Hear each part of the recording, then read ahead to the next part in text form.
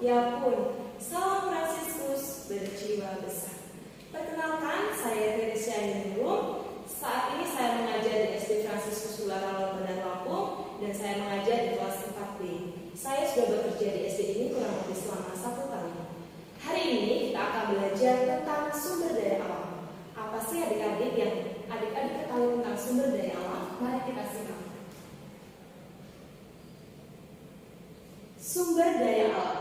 Sumber daya alam merupakan semua kekayaan alam yang dapat dimanfaatkan oleh manusia untuk memenuhi kebutuhan hidup.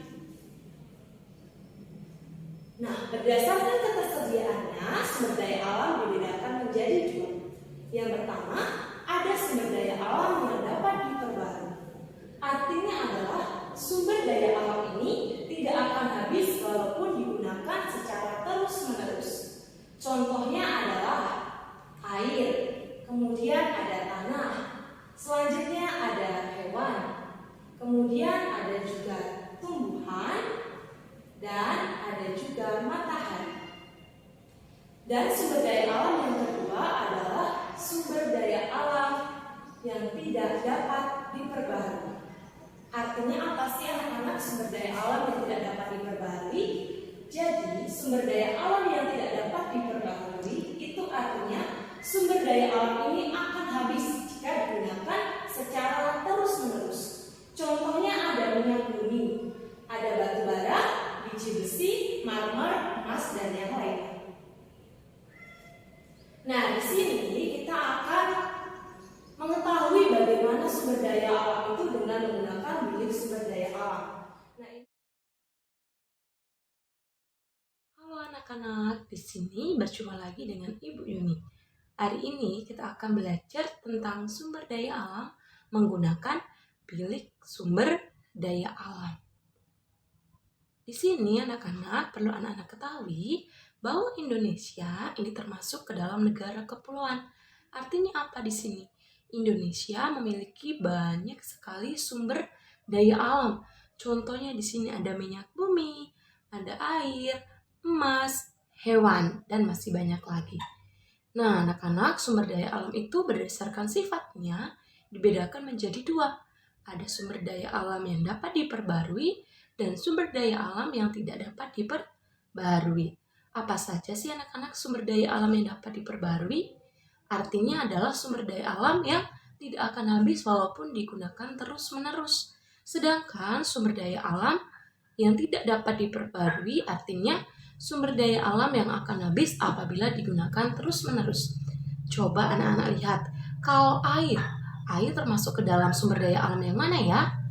Betul, air termasuk sumber daya alam yang dapat diperbarui karena air tidak akan habis walaupun digunakan terus-menerus. Selanjutnya ada minyak bumi. Kalau minyak bumi termasuk ke sumber daya alam apa ya?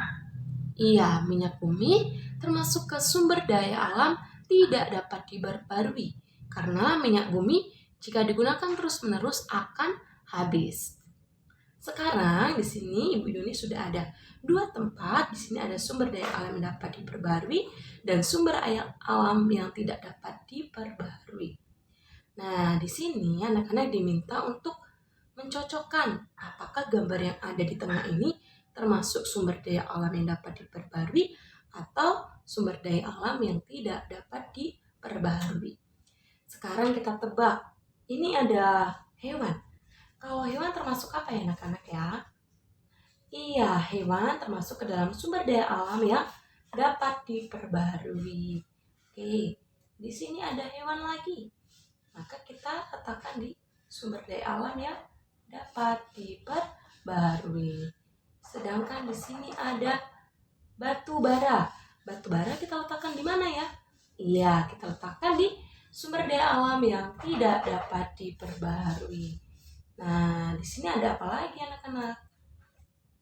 Iya, di sini ada fosfat. Fosfat itu termasuk ke dalam sumber daya alam yang tidak dapat diperbarui. Kalau yang ini, ada yang tahu apa ini? Iya, ini adalah biji tambang. Kalau biji tambang berarti masuk ke mana ya? Iya, masuk ke sumber daya alam yang tidak dapat diperbaharui. Sedangkan kalau nikel termasuk ke sumber daya alam apa ya? Iya, nikel akan masuk ke sumber daya alam yang tidak dapat diperbaharui. Ini ada air. Kalau air masuk ke dalam sumber daya alam yang dapat diperbaharui. Oke, di sini ada angin.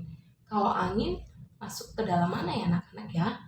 Angin masuk ke dalam sumber daya alam yang dapat diperbaharui. Di sini ada tanaman padi. Kalau tanaman padi masuk ke mana? Iya, masuk ke sumber daya alam yang dapat diperbaharui. Oke, kita letakkan di sini. Oke, nah anak-anak bisa mencobanya di rumah dengan menggunakan bilik sumber daya alam. Terima kasih, selamat mencoba.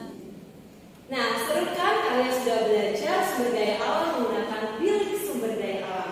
Terima kasih sudah menyaksikan video pembelajaran dari saya.